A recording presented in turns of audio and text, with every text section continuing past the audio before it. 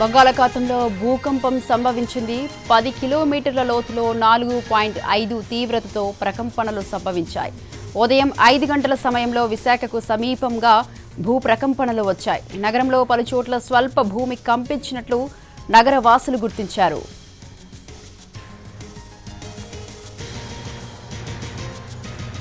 Mangalya shopping mall ఆర్సీపురంలో Ambedkar statue ఎదురుగా July 12న రాశి ఖన్నా చేతుల మీదుగా గ్రాండ్ ఓపెనింగ్.